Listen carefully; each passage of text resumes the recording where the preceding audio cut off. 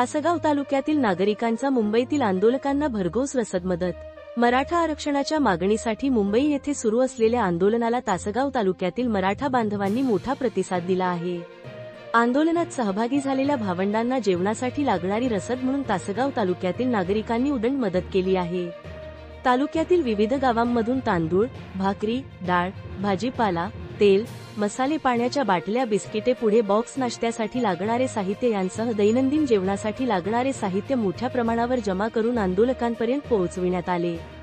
ग्रामस्थ, शेतकरी, व्यापारी, महिला मंडळ तसेच युवकांनी उत्स्फूर्तपणे सहभाग घेत ही रसद मदत केली. दरम्यान राज्य सरकारकडून आंदोलकांसाठी असलेली हॉटेल व इतर सोयीसुविधा बंद करण्याचा निर्णय घेण्यात आल्याने संतापाची लाट उसळली आहे. या निर्णयावर तासगाव तालुक्यातील नागरिकांनी तीव्र नाराजी व्यक्त केली असून आंदोलनकर्त्यांना अडचणीत टाकण्याचा सरकारचा हा प्रयत्न आहे, अशी प्रतिक्रिया व्यक्त केली. मराठा समाजाच्या हक्कासाठी लढणाऱ्या आंदोलक भावंडांना अडचणीच्या काळात मदतीचा हात देऊन एक मराठा लाख मराठा ही भावना प्रत्यक्षात उतरविण्याचे कार्य तासगाव तालुक्यातील नागरिकांनी केले आहे. या उपक्रमामुळे तालुक्यात सामाजिक ऐक्याची भावना दृढ झाली असून आंदोलकांना मानसिक व शारीरिक पाठबळ मिळाले आहे.